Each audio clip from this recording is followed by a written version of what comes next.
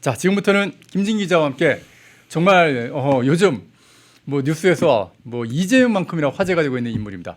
정우성 씨와 관련된 얘기 한번 들어보겠습니다. 김진 기자, 어서 오십시오. 안녕하세요.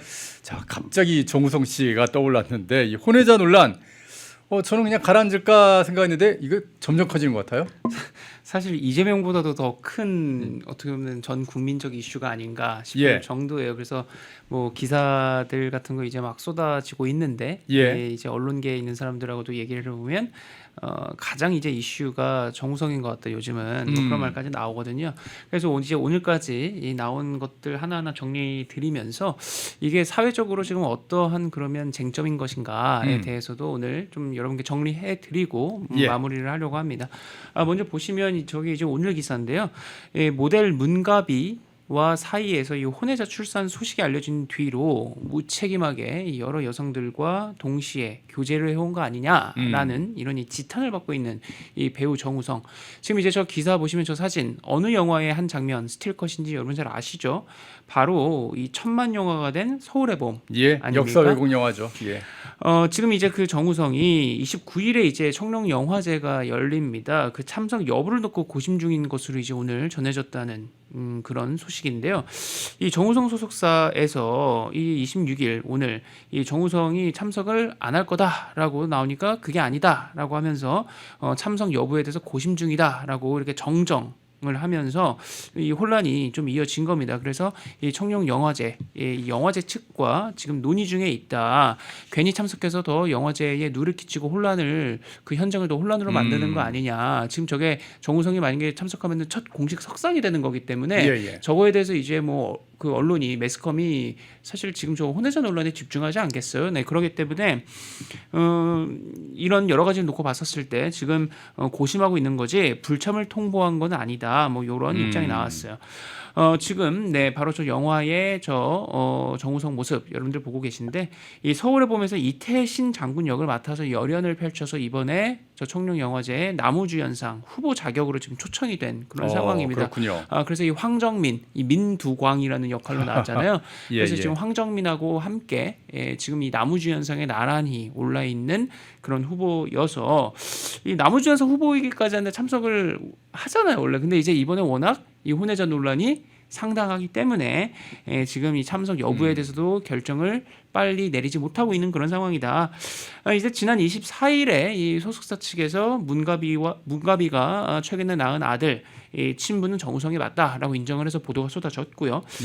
또 그 이후에 이 같은 거의 이 기간에 거의 겹치는 이 기간에 정우성이 일반인 이 비연예인 여성과도 만났다 하면서 한 명 한 명 이게 막 속속 나오면서 이 정우성의 혼외자 그리고 이 사생활 파문이 일파만파 확산되고 있는 겁니다. 정우성은 30여 년이 넘는 이 연예인, 이 배우, 이 인생에서 지금 이 최악의 이 스캔들, 이 평판 하락에 지금 직면한 상황에서 여론의 문매를 맞고 있다라는 거죠. 근데 이게 어떻게 보면은 혼외자라는 표현 때문에 여러분께서 오해를 하실 수도 있는데 결혼을 하지는 않았고 어떻게 보면 굉장히 지금 나이가 이미 50대거든요. 50대인 이 정우성 씨가 자유연애 아주 문방한 그런 연애를 좀 해오고 있는 그런 상황에 어떻게 보면은 아이가 태어나게 된 그런 상황인 겁니다. 그런데 이건 어디까지나 외국의 경우를 봐도 그렇고 외국에도 뭐 유명 남자 배우가 많은 뭐 스캔들을 만드는 거는 뭐 일상다반사 아니겠습니까? 그래서 저도 그냥 이거는 어디까지나 그냥 배우의 사생활이지 않나라는 그런 생각을 했는데 근데 문제가 이게 굉장히 좀 커지는 거는 왜 그런 건가요? 우선 이 문가비 씨가 그러니까 그 아이를 낳은 엄마죠. 이 문가비 씨가 입장을 더 밝히지 않아서 조심스럽지만 우선 이 문가비 씨 입장에서 한번 생각을 해볼까요? 이게 연예의 매체로는 가장 그래도 선두에 있는데 바로 디스패치죠. 그리고 테나시아 이 두 곳이 이제 보도가 됐는데 근데 상당히 온도차가 달라요. 뭐냐면 디스패치에서는 아빠 정우성, 엄마 문가비가 16살 차이고 2022년에 만났고 23년 6월에 임신을 했다. 정우성은 처음부터 임신 사실을 인지를 해서 태명도 지어줬고 산후조리원도 같이 알아봤다. 한마디로 임신 출산 같이 준비했다는 거죠. 하지만 결혼을 전제한 건 아니다. 아니었고 근데 이제 부모의 책임은 서로 다하겠다. 뭐 이런 식으로 보도를 했어요. 문제될 게 없죠. 근데 테나시아에서 그 나중에 나온 게 뭐냐면 그래서 양육과 결혼 문제에서 양쪽에 갈등이 있었다는 거예요. 예. 정우성은 결혼 안 된다는 입장이었고 또 그 이후에 이제 문가비가 아들 출산에 대한 이 공개 글을 SNS에 올리면서 갈등이 정우성과 있었다. 작년에 임신 소식에 대해서 정우성이 친자 확인 검사를 했고 거기서 이제 확인이 되니까 생물학적인 아버지로서는 역할을 인정한 상태다. 근데 남편이자 아이의 아빠 역할은 원하지 않는다. 양육비와 출산 관련 비용은 지급하겠다. 이렇게 보도가 된 거예요. 그러니까 앞에 보도랑 뒤에 보도가 온도차가 상당한 거죠. 그러니까 문가비가 그러니까 이 양측이 서로 앞에서는 문제될 게 없는데 뒤에서는 양측이 서로 갈등이 계속 있었다는 거죠. 결혼과 또 출산 그리고 그 양쪽의 그 부모 역할에 있어서 원만한 어떤 이 합의나 어떤 이 의견 조율이 되지 않았다는 거예요. 그래가지고 이 연락 두절 상태에 있었던 이 문가비가 최근에서야 용기를 냈다면서 SNS를 통해서 극비리의 출산과 이 아들의 존재를 밝히게 됐다는 거예요. 예. 네, 그러니까 네티즌들이 이런 이 정우성의 처신에 대해서 이 문가비가 이 정우성과 의견 조율도 안 되고 합의도 되지 않고 하니까 연락 두절이었다가 최근에서야 가족의 축복만 받고 이렇게 아이를 낳았다라고 하면서 이제 SNS에 이렇게 공개하는 이런 이 글, 장문의 글을 보면서 이 정우성의 처신이 문제가 있는 거 아니냐. 자기 자식이랑 자식 낳은 여자 하나도 책임 안 지는 사람이 그동안 난민으로 이미지 메이킹만 한 것이냐. 난민은 뭐 무조건 품어야 하지만 자기 자식은 품을 수 없다는 태도가 위선적이다. 생물학적 아버지로서만 이렇게 하겠다는 게 위선적이다. 이런 이 부정적 반응이 요 최근에 나왔던 겁니다. 정우성은 무려 10년간 유엔 난민기구 친선 대사로 이 난민 수용에 대한 목소리를 높여왔는데 이것이 대단히 이 현실성이 떨어지는 현실을 모르는 그런 주장이어서 그동안 그 또 문매를 받아 왔었잖아요. 그래서 그러니까요. 이런 거랑 다 같이 지금 맞물려서 이 사생활 논란이기만 한 게 지금 아닌 걸로 지금 가고 있는 거다. 아니 진짜로 지금 뭐 좀 문제가 왜 이런 내용을 보도하고 있냐라는 그런 말씀도 하시는데 저희가 이런 내용을 보도하는 이유가 있습니다. 이게 단순하게 연예인한테 왜 공인이라는 그런 얘기를 하지 않습니까? 그리고 연예인들의 그 메시지가 어떤 국민들에게 끼친 영향이 굉장히 큽니다. 그리고 특히나 이제 자라나는 청소년들한테 미치는 영향이 정말 크기 때문에 대한민국이 가지고 있는 어떤 국가적인 가치관이 있지 않습니까? 남자와 여자가 결혼을 해서 거기서 정상적으로 아이를 낳아서 하나의 가족을 이룬다는 그런 가치관에서 정우성 씨 같은 경우는 굉장히 정의감에 불타서 이게 정의다, 난민도 품어야 된다, 막 계속 그런 얘기를 하다가 갑자기 정작 자기는 자기의 유전자를 받아서 태어난 아이에 대해서 아니 결혼도 하지도 않고 태어난 아이를 갖다가 그래 나는 양육비로 그냥 끝낼 거야. 거의 그런 태도를 보이니까 지금 물매를 맞고 있는 그런 상황이 되는 거거든요. 제가 이 여성 페미니스트들에 대해서 아주 이 신랄하게 꼬집는 오늘 올라온 젊은 여성의 글이 있어서 제가 한 토막글을 읽어드릴게요. 예. 남자는 역시 잘생기고 볼 일이라는 생각이 든다. 그리고 혹시 잘생긴 남자라면 실제 삶의 가치관과는 달리 착한 말들도 일단 내뱉고 볼 일이라는 생각도 든다. 난잡한 사생활로 책임지지 않는 아이를 만들어도 가족 형태의 다양성 등을 이유로 들며 그의 변호를 위해 열변을 토하는 페이스북의 SNS의 아주머니들을 보니까 그런 생각이 든다. 남자는 역시 잘생기고 볼 일이라는 생각이 든다. 라는 거예요. 그러니까 뭔 말이냐면 일단 잘생긴 남자라면 사랑받을 수 있는 남자라면 그냥 자기 실제 삶의 가치관과는 달라도 듣기 좋은 말 뭐 가족 형태의 다양성 이런 말을 하면서 하면 다 그냥 되는 것이냐 이중적으로 이렇게 위선적으로 해도 이제 이런 거를 꼬집는 거죠.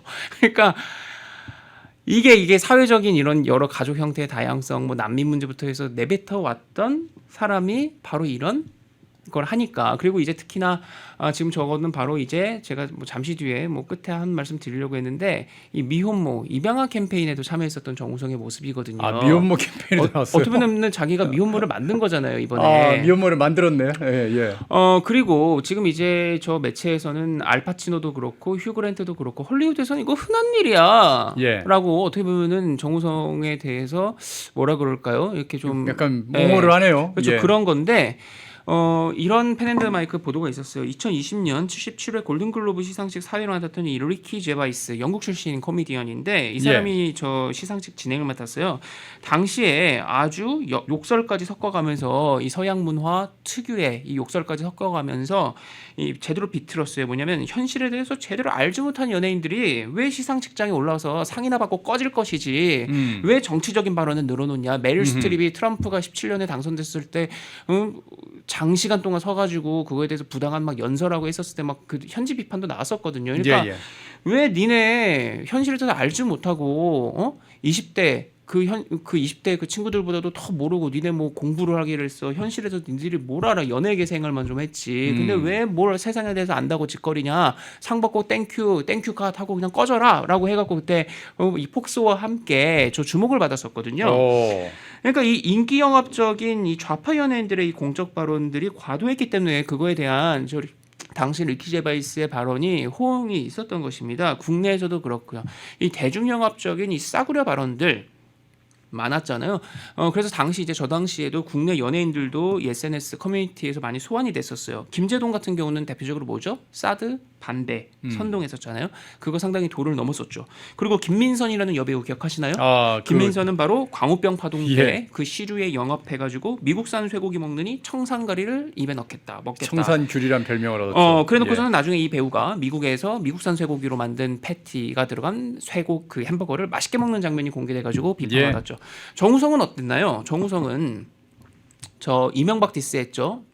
이명박 대통령이 군대도 안 갔다 와갖고 저렇게 그 사격할 때 저 자세가 틀려갖고 당시에 막 조롱하는 기사 나오고 있었는데 그거를 이제 저 정우성이 저기 흉내내갖고 놀린 거였고요. 정우성도 군대 안 갔어요. 그리고 박근혜 나와라고 그때 당시에 탄핵 그 시즌에 전국대 막 해갖고 엄청난 또 막 개념 연예인이라고 하면서 정우성이 개념 연예인 됐던 그 대표적인 게 박근혜 나와라고 그 고함 질렀던 거였죠.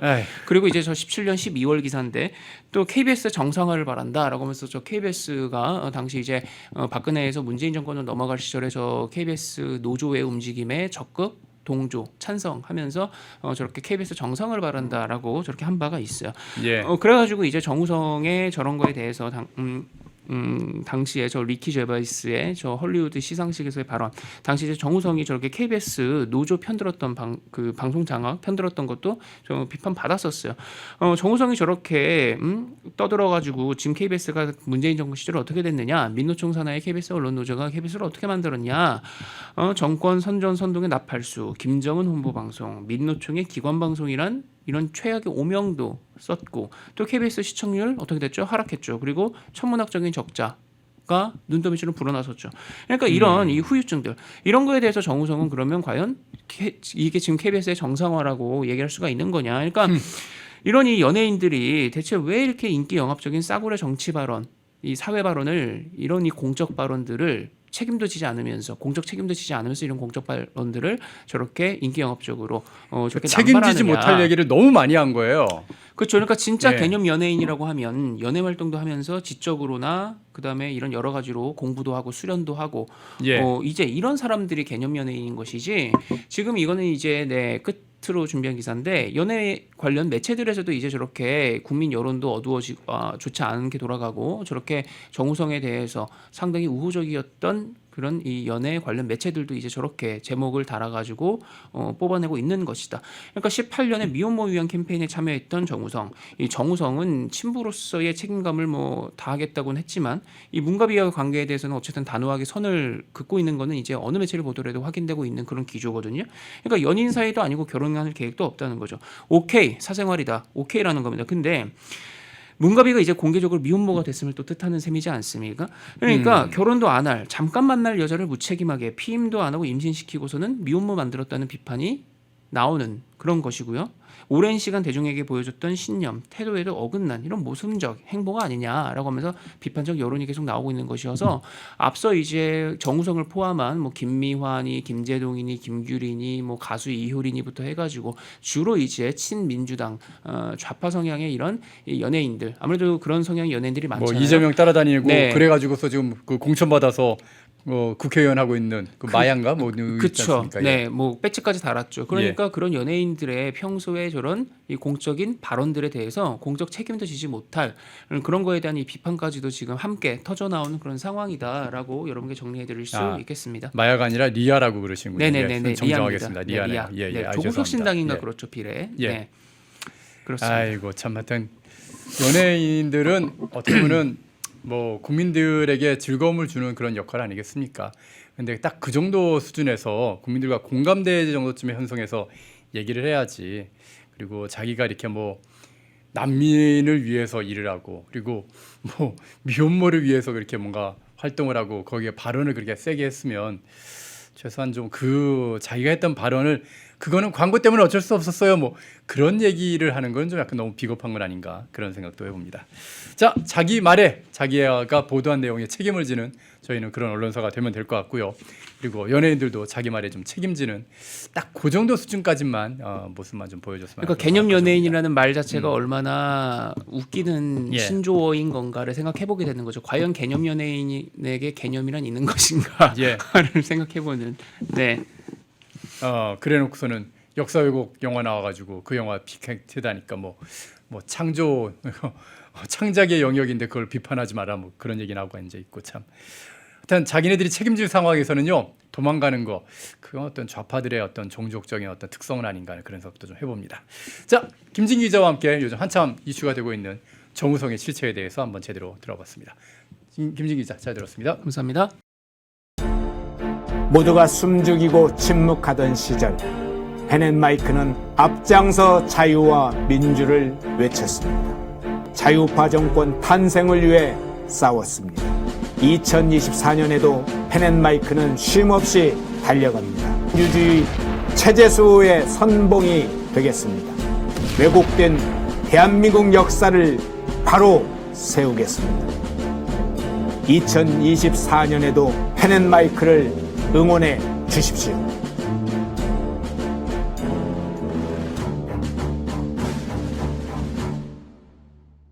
인터넷 검색창에 펜앤마켓을 검색해 주세요. 펜앤마켓은 펜앤드마이크 구독자분들을 위한 종합 쇼핑몰로 좋은 상품으로 온라인 최저가를 목표로 하는 마켓입니다. 많은 관심과 사랑 부탁드립니다.